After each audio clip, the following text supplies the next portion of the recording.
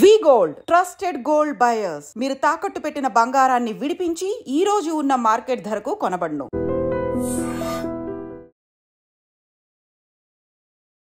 Hi hello నమస్తే welcome back to iDream media. ఈరోజు మనతో ఉన్నారు సర్టిఫైడ్ ఫైనాన్షియల్ ప్లానర్ అయిన మాధవిరెడ్డి గారు. ముఖ్యంగా బడ్జెట్ నుంచి ఉన్న సిచ్యువేషన్స్, అప్డేట్స్ అండ్ కొత్త సినారియోస్ గురించి తెలుసుకుందాం. Hi ma'am. హలో అండి. బడ్జెట్ కొంచెం లేట్ అయినా కానీ దీని మీద స్టిల్ ఒక అన్బయాస్డ్ ఒపీనియన్స్ ఉన్నాయి, చాలా మందికి బయాస్డ్ ఒపీనియన్స్ ఉన్నాయి మరి కొంతమందికి. బట్ ఓవరాల్గా బడ్జెట్ అనేది ఏ విధంగా క్లోజ్ అవడం జరిగింది, జస్ట్ మనీ మేకింగ్ అనే కాదు, చాలా మందికి ఊరట కల్పించారు అనే మాట వినిపిస్తూ ఉంది. దీని గురించి కాస్త ఎలాబరేట్ చేయండి. సో బడ్జెట్ ఎప్పుడు ఉండేదానికి సార్ డిఫరెంట్గా ఉన్నది. అంటే డిఫరెన్స్ ఎట్లా ఉందంటే, ఒక ఎకానమీ గ్రో అవ్వాలనుకోండి ఏం జరగాలి, జీడిపి పెరగాలి అంటే కార్పొరేట్స్ కొంచెం యాక్టివిటీస్ పెంచాలి. అంటే మ్యానుఫ్యాక్చరింగ్ కానీ, సర్వీసెస్ కానీ, గూడ్స్ కానీ, ప్రొడక్షన్ కానీ కొంచెం యాక్టివిటీస్ పెంచి అందరికీ కూడా కొంచెం కార్పొరేట్స్కి లోన్స్ ఇచ్చి, కార్పొరేట్స్కి ట్యాక్సెస్ తగ్గించి, వాళ్ళ ద్వారా అంటే ఇన్ఫ్రాస్ట్రక్చర్ డెవలప్మెంట్ చేసి, గవర్నమెంట్ కూడా వాళ్ళు కూడా కొన్ని లక్షల కోట్లు ఖర్చు పెట్టి మొత్తం ఈ సైకిల్ని స్టార్ట్ చేస్తూ ఉండేవాళ్ళు. So this is what actually budget జనరల్గా జరిగేది. వాళ్ళు ఇలా మేము దీని మీద ఇంత స్పెండ్ చేస్తాం, రోడ్స్, రైల్వేస్, తర్వాత మనకి ఎయిర్పోర్ట్స్, పోర్ట్స్, ఇవన్నీ డెవలప్ చేసి మీకు యాక్టివిటీస్, అంటే ఇవన్నీ యాక్టివిటీస్ జరగడం వల్ల మీకు ఇన్కమ్ వస్తుంది. Lot of job opportunities will come and you will get more income. So మీరు మీ ఇన్కమ్ పెరగడం వల్ల ఏంటంటే ఇదంతా కూడా మీరు కూడా మళ్ళీ స్పెండ్ చేయడము, ఇదంతా కూడా గ్రో అవుతూ ఉంటుంది ఎకానమీ అనేది. యాక్చువల్గా జీడిపి పెరుగుతుంది. ఈసారి వీళ్ళు ఇంకొక రూట్ తీసుకున్నారండి, అబ్సల్యూట్లీ డిఫరెంట్ రూట్ అనేది. అంటే ఏం చేశారంటే ట్యాక్సులు తగ్గించేసి మీ చేతిలో ఒక 1 lakh ఎక్స్ట్రా కానీ మిగిలితే మీరు ఏం చేస్తారు? డెఫినెట్లీ ఇన్వెస్ట్మెంట్స్కి వెళ్తాను నేనైతే.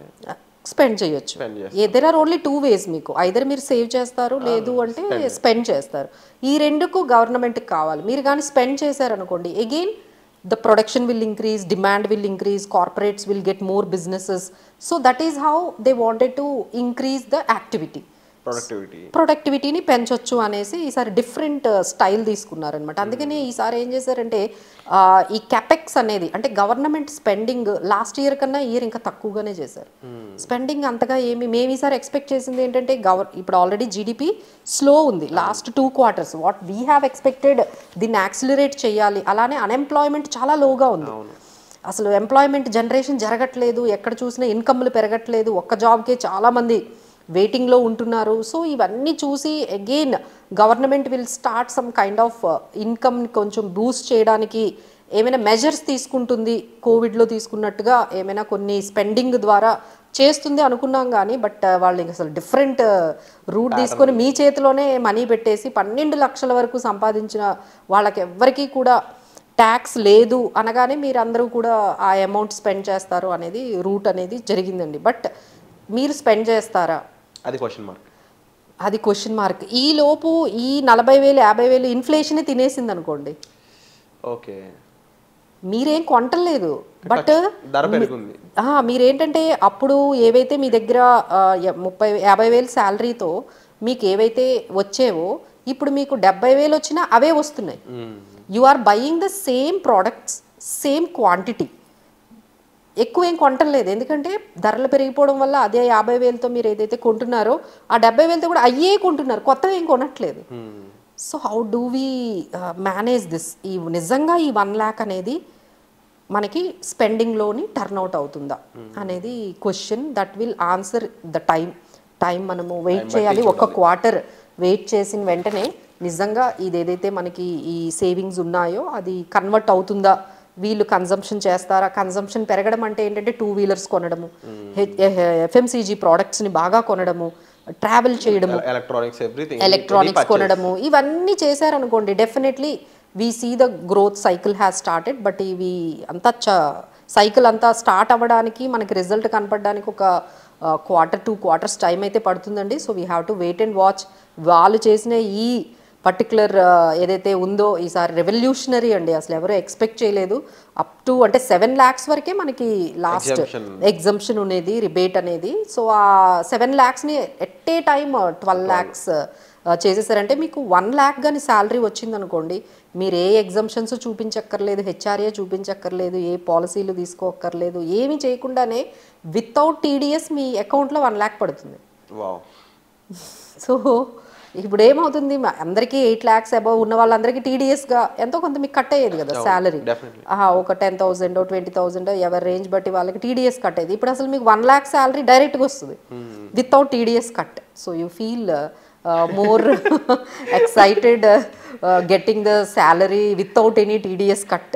టీడీఎస్ కట్ లేకుండా మీ అకౌంట్లోకి వచ్చేస్తుంది కాబట్టి ఖర్చు పెట్టే టైం కూడా రావాలని కోరుకుంటూ. ఇన్ఫ్లేషన్ మీరు చెప్తున్నప్పుడే నాకు ఇన్ఫ్లేషన్ కూడా పెరుగుతుంది కదా, పెరిగింది అనుకోండి. అంటే అందుకని ఇన్ఫ్లేషన్ కానీ కంట్రోల్ అయినట్లయితే definitely this amount will convert into new ప్రోడక్ట్స్ని మీరు బై చేస్తారు. ఇక అండ్ సమ్మర్ అనేది కూడా ఎక్కువ ఎక్స్పెన్సెస్ చేస్తారండి, ట్రావెల్ చేస్తారు, బై చేస్తారు, చాలా థింగ్స్ ని కొంటూ ఉంటారు. ముఖ్యంగా మన ఇండియాలో south India, north India summer is the peak time. అవునండి బిజినెసెస్. అవును ఏసీలు కొంటారు, రిఫ్రిజిరేటర్స్, చాలా పర్చేజ్. అంటే ఎఫ్ఎంసీజీ ప్రోడక్ట్స్ అన్నీ కూడా ఫుల్ సేల్లో ఉంటుంది. ఇక కూల్ డ్రింక్స్, ఐస్ క్రీమ్స్ అయితే చెప్పక్కర్లేదు. సో విల్ సీ దట్ ఈ దీంతో కొంచెం ఏమైనా చేంజ్ కనపడుతుందేమో. We have to wait and watch. వాళ్ళు తీసుకున్న ఈ బోల్డ్ డెసిషన్ పాజిటివ్గా ఉండాలని అనుకుందాం. అండ్ ముఖ్యంగా ఇక సెక్టార్స్ వైజ్ ఏ విధంగా స్పెండ్ చేయడం జరిగిందంటారు, అవి ఏ విధంగా బూమ్ అయ్యే ఛాన్స్ బూమ్ అవుతుంది అనుకుంటున్నాము. But so there are very స్పెసిఫిక్గా ఈసారి మనం ముందుగానే అనుకున్న అన్ఎంప్లాయ్మెంట్ అనేది చాలా ఎక్కువ ఉంది. సో ఎక్కడైతే ఈ లేబర్ ఇంటెన్సివ్ అంటే ఎక్కువ లేబర్ని తీసుకునేది, ఎక్కువ హ్యూమన్ పీపుల్ ఆర్ ఇన్వాల్వింగ్ ఆ పర్టికులర్ సెక్టార్స్ మీద ఫోకస్ చేశారు. Let's take example footwear. ఈ ఫుట్వేర్ అనే ఈ ఇండస్ట్రీలో ఎక్కువ లేబర్ ఇంటెన్సివ్ అనేది ఉంటుంది. అలానే ఈ టెక్స్టైల్స్ ఇండస్ట్రీ కూడా చాలా లేబర్ బేస్డ్, అంటే చాలా హ్యూమన్ రిసోర్సెస్ అవసరం అవుతూ ఉంటాయి. అలానే ఆటోమొబైల్ ఇండస్ట్రీ, ఆ తర్వాత ఇన్ఫ్రాస్ట్రక్చర్, ఇలా అనమాట. అంటే మనం ఎక్కడైతే ఎక్కువ ఎంప్లాయ్మెంట్ జనరేట్ చేయగలుగుతారో వాటి మీదే బాగా కాన్సన్ట్రేట్ చేశారండి. అలానే చిన్న చిన్న కంపెనీలు అంటే మ్యాక్రో అంటే మైక్రో లెవెల్ ఎంఎస్ఎంఈస్ ఉన్నాయి కదా, మైక్రో స్మాల్ ఎమర్జింగ్ కంపెనీస్ అన్నిటికీ కూడా కొంచెం బాగా సపోర్ట్ చేస్తూ ఉన్నారు. So that they can generate good business and they can generate employment. ఈ విధంగా ఏంటంటే వాళ్ళు ఎక్కడైతే ఎంప్లాయ్మెంట్ జనరేట్ అయ్యే ఛాన్సెస్ ఉన్నాయి, లైక్ ఎయిర్పోర్ట్స్ని డెవలప్ చేయడము, తర్వాత మనకి ఎగ్జాంపుల్ టూరిజంని, ఎందుకంటే tourism also require lot of human jobs అనేవి చాలా క్రియేట్ అవుతూ ఉంటాయి. సో అలానే ఏఐ కానీ డేటా సెంటర్స్ కానీ ఇలాంటివి ఎక్కడికక్కడ వాళ్ళు ఎంప్లాయ్మెంట్ జనరేట్ చేయడానికి ఎక్కడైతే అవసరమవుతుందో ఆ ఇండస్ట్రీస్ అన్నిటి మీద ఖర్చు పెట్టుకుంటూ వచ్చారండి. So let's hope it will start working. వాళ్ళ స్పెండింగ్ కూడా అలానే గవర్నమెంట్ ప్రాపర్గా చేస్తే ఈ పర్టికులర్ ఇండస్ట్రీస్ మీద definitely we can see some more change. True ma'am. And ముఖ్యంగా మేజర్ అప్డేట్ అయితే 12 lakh అనేది ఇన్కమ్ది. అండ్ డెఫినెట్లీ ఇంకా చూడాలి ఇన్ఫ్రాస్ట్రక్చర్ మీద పెట్టే ఖర్చులు కానీ ఓవరాల్గా ప్రొడక్టివిటీ ఏ విధంగా మారుతుంది ఈ బడ్జెట్ని బట్టి అనేది. సో మ్యామ్ ఇక్కడ సాలరీడ్ వాళ్ళ కోసం మీ నుంచి ఒక క్లియర్ డిస్క్రిప్షన్ ఇస్తారు. అవునండి. సో సాలరీడ్ ఎంప్లాయీస్ చాలా క్వశ్చన్స్ మాకైతే అడుగుతూ ఉన్నారండి. మేడం మీరు చెప్తూ ఉన్నారు 12 lakhs వరకు, అసలు 12,75,000 అంటున్నారు. అసలు ఈ 12 lakhs కొంతమంది అంటున్నారు, కొంతమంది ఏమో 12,75,000 అంటున్నారండి.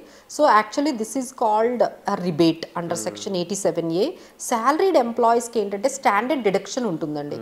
ఎందుకంటే వాళ్ళు జాబ్కి వెళ్ళి రావడానికి కన్వేయన్స్ కానీ హెల్త్ కోసం కానీ గవర్నమెంట్ ఏం చేస్తుందంటే ఈ సాలరీడ్ ఎంప్లాయీస్ కోసం స్టాండర్డ్ డిడక్షన్ 75,000 ఇస్తుంది.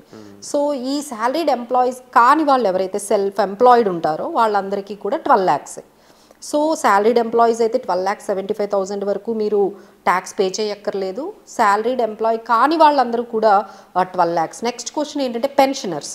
మీరు సాలరీడ్ ఎంప్లాయీ కాదు, సెల్ఫ్ ఎంప్లాయిడ్ కాదు, మీరు పెన్షనర్ అనుకోండి. సో పెన్షన్ వస్తుంది మీకు 60,000 70,000 పెన్షన్ వస్తుంది, లేదు 1,00,000 రూపాయలు పెన్షన్ వస్తుంది. సో మేము కట్టాలంటే మీకు కూడా 12 lakhs వర్తిస్తుందండి.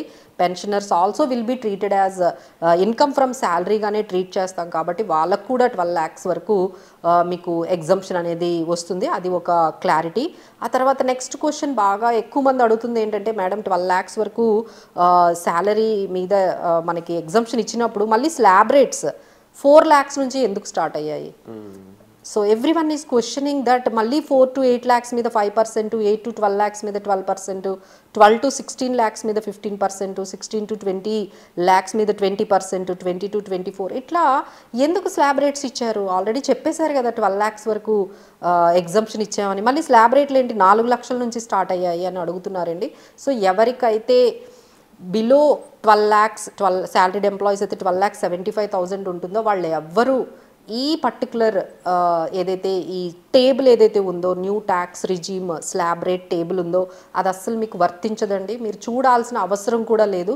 మరి ఎవరికి ఈ టేబుల్ 0 to 4, 4 to 8, 8 to 12 ఇది ఎవరికి అంటే ఎవరిదైతే ఇన్కమ్ 13 lakhs, 14, 15 lakhs ఇలాంటిది, అంటే మీకు ఎప్పుడైతే 12,75,000, 12 lakhs అబవ్ అయిపోతుందో వాళ్ళకు మాత్రమే ఈ టేబుల్ అనేది చూసుకోవాలండి. Rest of the people need not to even get confused with the table. Me income కానీ బిలో ఎగ్జంప్షన్ లిమిట్ ఉంటే మీరు అసలు టేబులే మీరు ఫాలో అవ్వాల్సిన అవసరం లేదు. బట్ ఇక్కడ గమనించాల్సింది ఏంటంటే ఎవరికైతే క్యాపిటల్ గెయిన్స్ అంటే షార్ట్ టర్మ్ క్యాపిటల్ గెయిన్స్ కానీ, లాంగ్ టర్మ్ క్యాపిటల్ గెయిన్స్ కానీ, క్రిప్టో గెయిన్స్ కానీ, క్యాజువల్ ఇన్కమ్స్ కానీ మీకు ఉన్నాయి అంటే అప్పుడు మీ salary income 11 lakhs plus this capital gains ఒక 3 lakhs అంటే మీకు 12 lakhs దాటిపోతుంది.